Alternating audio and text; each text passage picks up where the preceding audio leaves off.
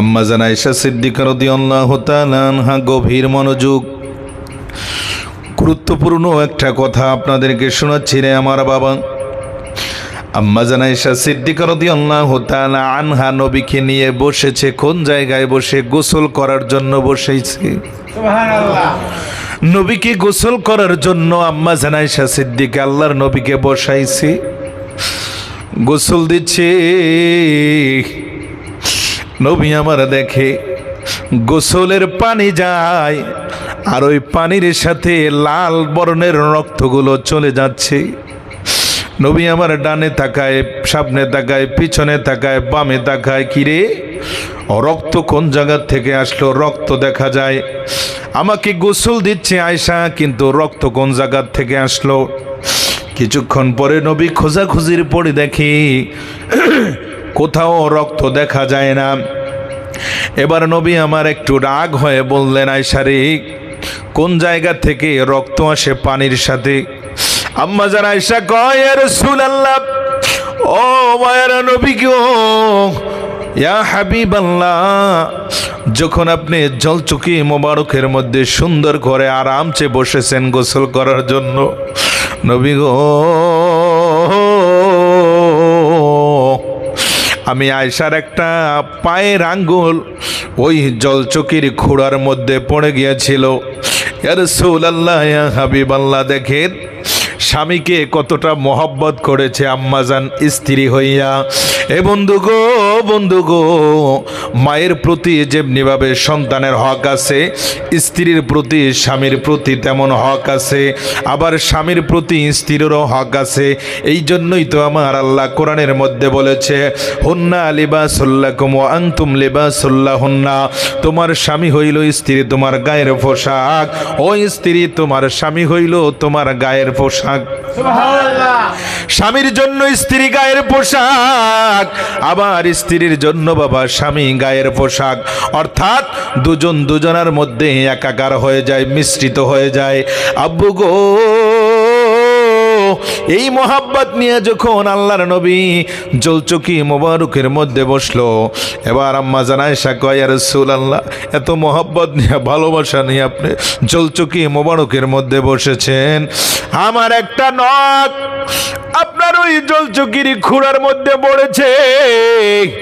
আল্লাহর নবী কয়, রে আয়েশা, তুমি তো আমাকে বললেই পারতা। আয়েশা রে,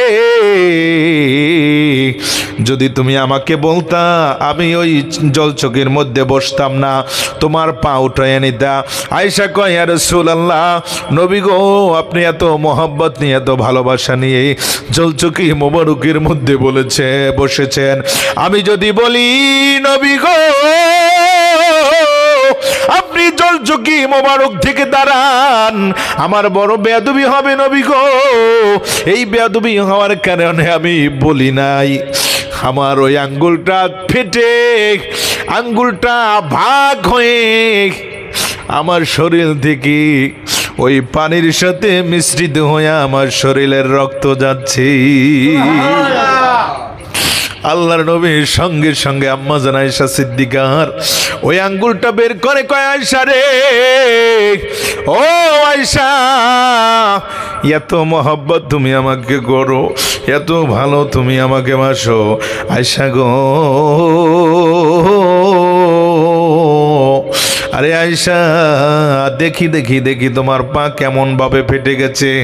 আল্লাহর নবী জবান মোবারক থেকে একটু লালা মোবারক এনে আম্মা জান আয়েশা সিদ্দিকার ক্ষতস্থানে যখনই লাগায়া দিছে রে বন্ধু, সঙ্গে সঙ্গে আম্মা জান আয়েশা সিদ্দিকার পা মোবারক আল্লাহ ভালো করে দিচ্ছে। সুবহানাল্লাহ। আরো জোরে কান আল্লাহু আকবার। নবীর লালা মোবারকের মধ্যে বরকত আছে না নাই? আরো জোরে কান আছে না নাই? এ বন্ধু, এই আলোচনাটা এখানে রাখলাম। আম্মা জান আয়েশা সিদ্দিকা এবার ডাক দিয়া কয়, ইয়া রাসূলুল্লাহ, ইয়া হাবিবাল্লাহ, আপনার কাছে আমি কিছু প্রশ্ন করব, দয়া করে আপনি আমাকে উত্তর দিবেন।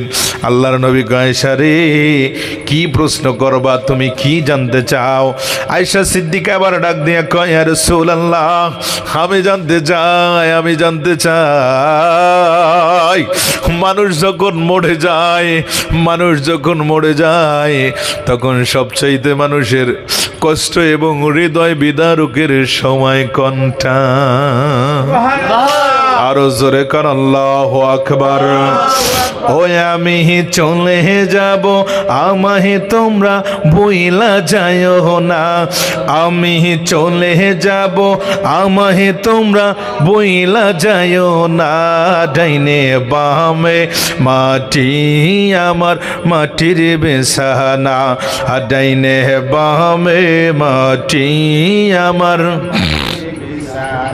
ও বন্ধু, আলোচনাটা আর একটু সামনে নিয়ে গজলটা গাইলে আপনাদের আলোচনাটাও বুঝে আসবে, গজলটাও বুঝে আসবে রে আব্বা।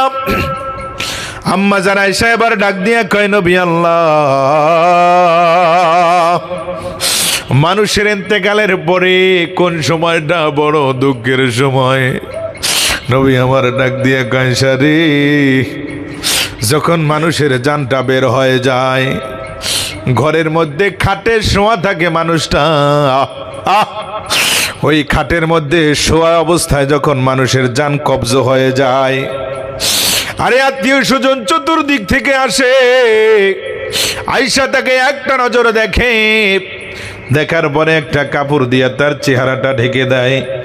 কিছুক্ষণ পরে আত্মীয় স্বজনরা ছেলে সন্তানের সাথে পরামর্শ করে, তোমার বাবা ইন্তেকাল করেছে, এই খাটের উপরে তোমার বাবাকে আর রাখা যাবে না, তোমার বাবাকে ধরাধরি করে নামাইতে হবে হয়তো মাটিতে।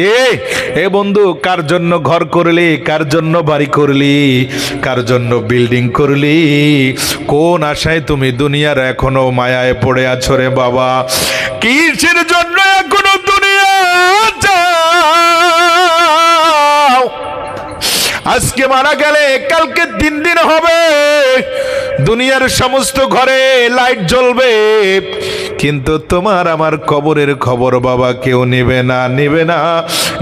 না। ওই মরার আগে রাসূলুল্লাহর সাথে প্রেম করো, ভালোবাসা করো, মরার সঙ্গে সঙ্গে আমার নবী তোমার কবরের মধ্যে উপস্থিত থাকবি। খারাপ লাগেনি? কথা কোন খারাপ লাগে?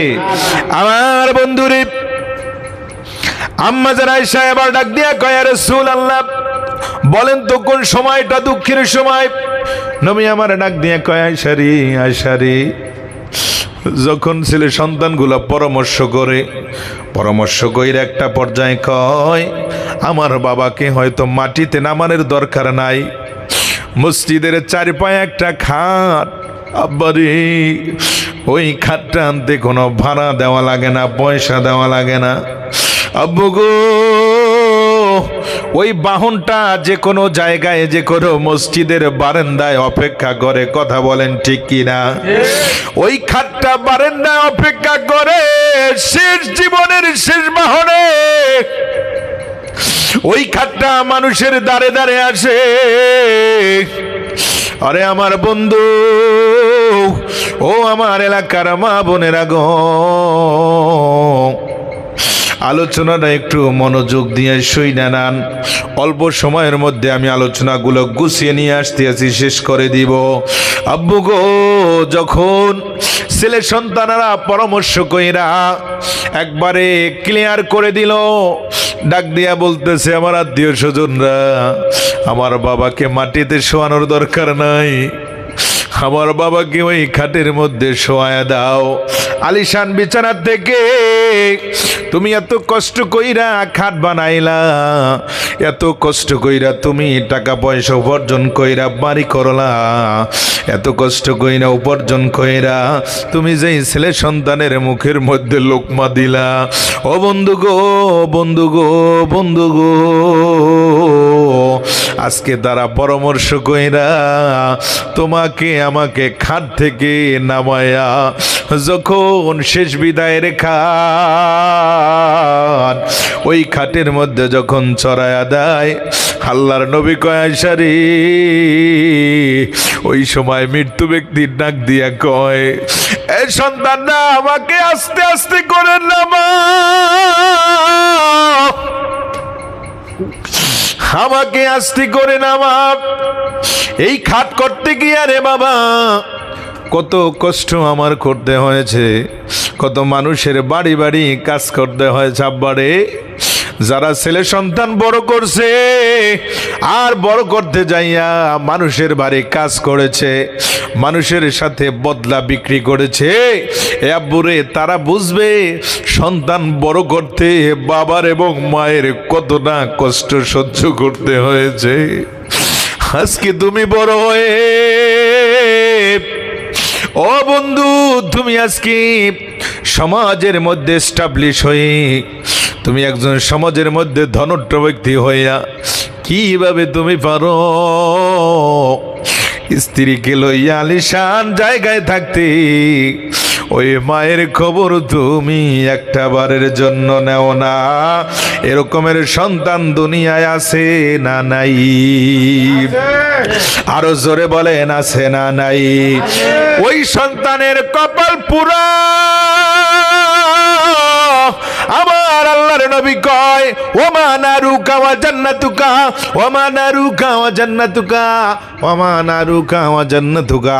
যেই সন্তানের প্রতি মা নারাজ, যেই সন্তানের প্রতি মা বেজার, ওই সন্তানের প্রতি আল্লাহ তাআলার গজব, আল্লাহ তাআলার লানত। ও যত বড়ই টাকা পয়সাওয়ালা মালিক হোক না কেন, ও যত বড়ই ভালো মানুষ হোক না কেন, আল্লাহর দরবারে ওর জন্য কোনো মাপ নাই। ও বন্ধু, এখান থেকে কয়েকটা মাসালা ইস্তেমবাত হয়। আপনারা শুনেছেন আল্লাহর নবীর একজন সাহাবী যার নাম ছিল হযরতে আলকামা রাদিয়াল্লাহু তাআলা আনহু। কথা বলেন ঠিক কি না? এই আলকামা রাদিয়াল্লাহু তাআলা আনহুর যখন মওয়াত চলে আসলো, আমার আব্বারা, মওয়াতের টাইমে আলকামার জবান থেকে কলমা বের হয় না। সুবহানাল্লাহ! আরে আলকামার কলব থেকে, জবান থেকে কলমা শরীফ বের হয় না। সাহাবীরা চেষ্টা করলো আলকামাকে কলমা ধ্বনি দিয়ে কলমা পড়ানোর জন্য। আব্বুরে, আব্বুরে, কিন্তু আলকামার জবান থেকে কলমা বের হয় না। নবীর দপ্তরে খবর পাঠিয়ে দিলেন, ইয়া রাসূলুল্লাহ, আপনার জলিল কদর সাহাবী হযরতে আলকামা 24টা ঘন্টায় প্রায় আপনার সাথে দেখা সাক্ষাৎ করত, আপনার পিছনে নামাজ আদায় করত। ও নবী গো, আলকামার সময় হয়ে গেছে মরণের, কিন্তু দেখি আলকামার জবান থেকে কলমার আওয়াজ বের হয় না। ইয়া রাসূলুল্লাহ, ইয়া হাবিবাল্লাহ, কি করা যায়? আল্লাহর নবী তাৎক্ষণিক বললে, সাহাবীরা রে, আমার নিজের যেতে হবে আলকামাকে দেখার জন্য। আল্লাহর নবী যখন আলকামাকে দেখে বুঝতে পেরেছে, আলকামার মাকে ডাক দিয়া বলতেছে, রে আলকামার মা, তুমি ঘরে আছো নি? আলকামার মা দৌড়ে চলে আসলো, আলকামার বিবি চলে আসলো। ও নবী গো, কি বলবেন? প্রথমে জিজ্ঞেস করলেন আলকামার স্ত্রীর কাছে, আলকামার স্ত্রী গো, কোনো বেয়াদবি তোমার আলকামা করেছে কিনা তোমার সাথে? আলকামা ডাক দিয়া কয়, ইয়া রাসূলুল্লাহ, ইয়া হাবিবাল্লাহ, নবী গো,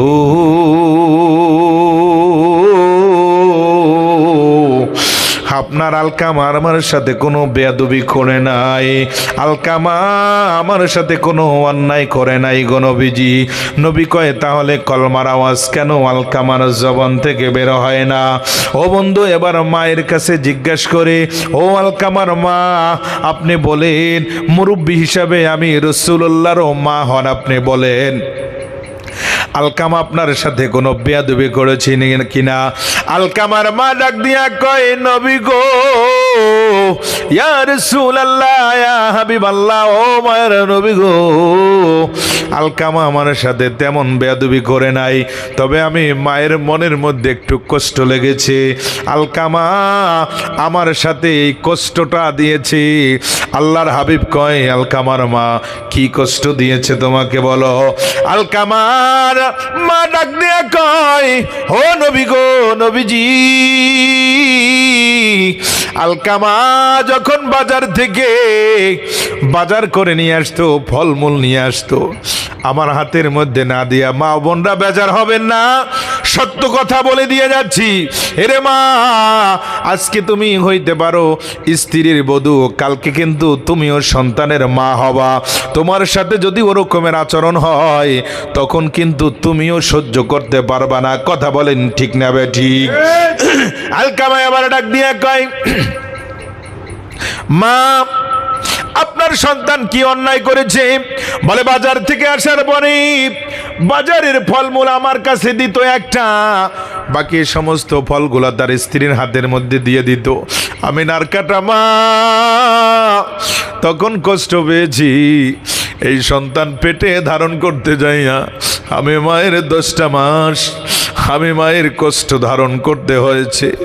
আমি মায়ের শরীরের মধ্য থেকে কত রক্ত গিয়েছে, আমি মা কত ঘুম বিসর্জন দিয়ে দিছি, আমি মা কত রাত্র দাঁড়াইয়া দাঁড়াইয়া কাটাইয়া দিয়েছি। ইয়া রাসূলুল্লাহ, ইয়া হাবিবাল্লাহ, ওই আলকামা আমার কাছে বাজার না দিয়া স্ত্রীর কাছে দিত, আমার মনের মধ্যে একটু কষ্ট লাগছে।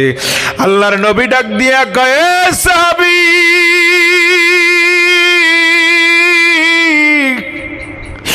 লাকড়ি কাটো গো, লাকড়ি কাটো। সাহাবীরা কয়, নবী গো, লাকড়ি দিয়া কে হবে? আল্লাহর নবী কয়, আলকামাকে দুনিয়ার আগুন দিয়া জ্বালাইয়া দিব, দুনিয়ার আগুন দিয়ে আলকামাকে জ্বালাইয়া দিব, কারণ আলকামা জাহান্নামের আগুন সহ্য করতে পারবে না। মায়ের সাথে অন্যায় করেছে, মায়ের সাথে বেয়াদবি করেছে, এই বেয়াদবি করার কারণে আলকামার জবান থেকে কলমা শরীফ বের হয় না। আরো জোরে কান আল্লাহু আকবার। বন্ধুরা আমার, আপনার আলোচনা বুঝতেছেন কিনা আমি জানি না, তবে আপনাদেরকে বোঝানোর মতো ক্ষমতা আমার কাছে নাই। যতটুক পেরেছি গুছিয়ে বলতেছি আমার আব্বারা। আল্লাহর নবী আবার ডাক দিয়ে কয়, সাহাবীরা লাকড়ি নিয়ে আসো। সমস্ত সাহাবীরা লাকড়ি নিয়ে এসে দাঁড়িয়ে গেলেন। নবী আমার বলে, আলকামাকে নিয়ে আসো। আরে লাকড়ি ধরাইয়া আগুন জ্বালাইয়া আলকামাকে লাকড়ির মধ্যে যখন শোয়াইয়া দিবে আলকামার 2টা চোখ থেকে পানিগুলো পড়ে, আরে কথা বলতে পারে না, জবান বন্ধ হয়ে গেছে। এ বন্ধু, মায়ের সাথে বেয়াদবি করিস না, মায়ের সাথে বেয়াদবি করবি না, জীবন ধ্বংস হয়ে যাবে, ধ্বংস হয়ে যাবে, আখিরাত বরবাদ হয়ে যাবে। মায়ের সাথে বাবার সাথে অন্যায় ভাবে কোনো অপরাধ করবি না। যদি 0 থেকে হিরো হইতে চাও রে বন্ধু, তাহলে মায়ের কদমে পইরা থাকবি।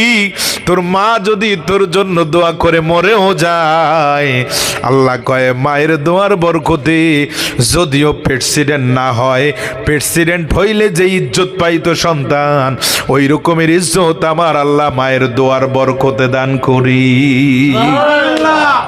আমার আব্বুদিরা, এখানে আলোচনাটা শেষ করে দিচ্ছি। বন্ধুরে বন্ধুরে, আল্লাহর নবী এবার ডাক দিয়া কয়, ও আলকামার মা, শেষবারের মতো সন্তানকে দেখা দেন। আলকামার মা কয়, শেষবারের মতো আমার সন্তানকে দেখা দিব কেন? বলে, মা, আপনার সন্তানকে আগুন দিয়া জ্বালাইয়া দেওয়া হবে, কারণ জাহান্নামের আগুন আপনার সন্তান সহ্য করতে পারবে না, এই জন্য দুনিয়ার আগুন দিয়া তাকে আমরা জ্বালাইয়া দিব। মারে মারে মা, যদি একটা শর্ত তুমি মানো, তাহলে তোমার সন্তানকে দুনিয়ার আগুনে পুরাইব না। নারকাটা মা কয়, কি? ও নবী গো, কি শর্ত? এবার আল্লাহর হাবিব ডাক দিয়া কয়, রে আলকামার মা, শর্ত হইল একটা, যদি তোমার সন্তানকে তুমি মাফ কইরা দিতে পারো মন থেকে, তাহলে তোমার সন্তানকে দুনিয়ার আগুন থেকে হেফাজত করব, তোমার সন্তানের মুখ থেকে কালমার আওয়াজ বের হবে। আরো জোরে কান আল্লাহু আকবার। মা বড় কষ্ট পেয়ে কয়, ইয়া রাসূলুল্লাহ, সব হইতে পারে, আমি এইটা মানতে পারি না। বলে তাই নাকি? বলে হ্যাঁ। এবার সাহাবীদেরকে বললেন, আল্লাহর নবী, যাও রে সাহাবীরা, আলকামাকে আগুনের মধ্যে নিক্ষেপ করো। আরে যতই কষ্ট দেয় না কেন, মা সন্তানের সামনে কষ্ট সহ্য করতে পারে না। যখন আগুন ধরাইয়া দিল, লাকড়ির মধ্যে আগুন ধরাইয়া দিলে বন্ধু, আগুন ধা ধা ধা ধা করে জ্বলতেছে। আল্লাহু আকবার কন্যা। আগুন ধা ধা করে জ্বলে উঠলো। এবার আলকামাকে হুকুম দিল, নবীজি ওকে কুলে করে আগুনের মধ্যে নিক্ষেপ করে দাও। যখন আলকামাকে কুলে নিয়ে আগুনের মধ্যে নিক্ষেপ করবে, নারকাটা মা একটা দৌড় দিয়ে নবীজির কদমের মধ্যে পড়ে গেছে। মা ডাক দিয়া কয়, নবী গো,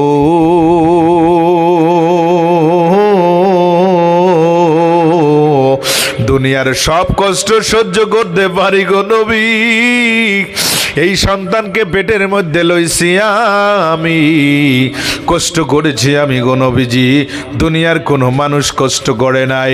ইয়া রাসূলুল্লাহ, ইয়া হাবিবাল্লাহ, দুনিয়ার আগুনকে আমার আলকামাকে জ্বালাইয়েন না। আমি মা হইয়া আপনার সাথে ওয়াদা করলাম, আমি আলকামাকে মাফ করে দিয়েছি, আমার আল্লাহ যেন আমার আলকামাকে মাফ করে দেয়।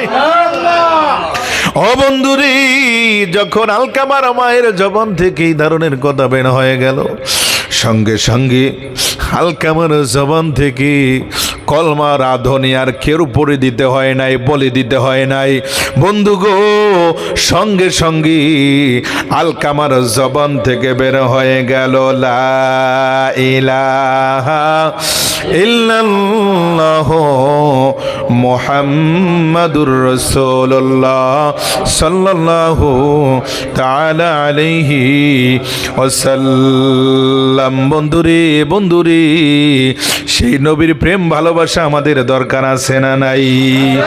ও বন্ধুরে, মা বাবার খেদমত করার দরকার আছে না নাই? আজকে যারা এই মাহফিলটা সাজাইলো, এই দোয়ার ইন্তজাম করলো, আমার মনে হয় এই ঘরের যিনি মুরব্বী তিনি দুনিয়ায় নাই। কথা কন, তার জন্য আজকে দোয়ার ইন্তজাম করেছে। সবাই মোহাব্বত নিয়ে দোয়া করবেন, আল্লাহ যেন সবাইকে কবুল করে। আমরা সকলে বলি আল্লাহুম্মা আমিন। দুরূদ শরীফ পড়েন, আল্লাহুম্মা সাল্লি